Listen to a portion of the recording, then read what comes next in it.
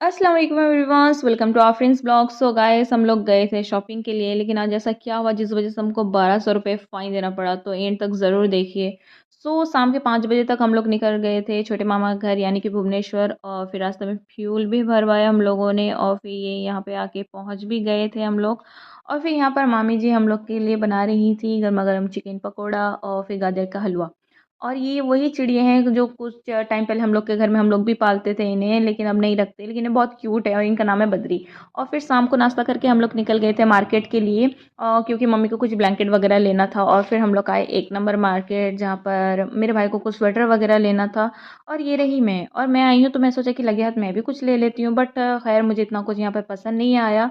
और फिर ये जनाब यहाँ एक-एक करके सारा स्वेटर पहन के हमें दिखा रहा था। वैसे कूल तो लग रहा था, अच्छा लग रहा था, लेकिन एक टाइम बाद मुझे लगा कि अब ये फैशन शो चल रहा है, ये एक-एक करके दिखा रहा है और हम लोग को बता रहे हैं नहीं, नहीं ये नहीं वो।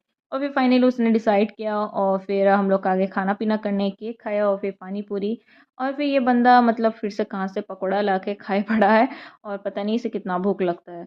और फिर एक्चुअली हुआ ये कि हमें डेढ़ 2 किलोमीटर चलना पड़ा यार गाइस, क्योंकि हमारी कार खो गई थी। मतलब कुछ पल के लिए दिमाग खराब हो गया था। मतलब हम लोग को बार-बार मामा बोले कि पार्किंग में नहीं, पार्किंग में रख देते हैं। तो पापा बोले कि नहीं, 15 मिनट के बाद हम लोग यूँ जाएँगे, यूँ आएँगे।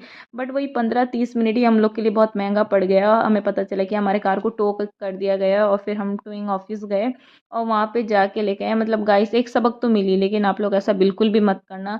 1-2 मिनट के लिए भी रखोगे भुवनेश्वर में तो आपकी कार की हालत भी ऐसे ही होगी। और ये रही हमारी कार। और फिर फाइनली 50 रुपये के बदले हमें 1200 रुपये फ़ाइन देना पड़ा। और फिर चलो हमारी कार मिल गई थी, बस यही थी हमारी बहुत बड़ी बात। वरना और मतलब थोड़ा टाइम लेट होता ना तो फिर ऑफिस बंद हो जाता, और फिर हमारा कार के लिए हमें कल सुबह के 10 बजे तक का इंतज़ार करना पड़ता, और जिस वजह से हमारा पिकनिक भी कैंसिल हो जाता और फिर लेट हो गया था, हम लोग आ गए घर के लिए।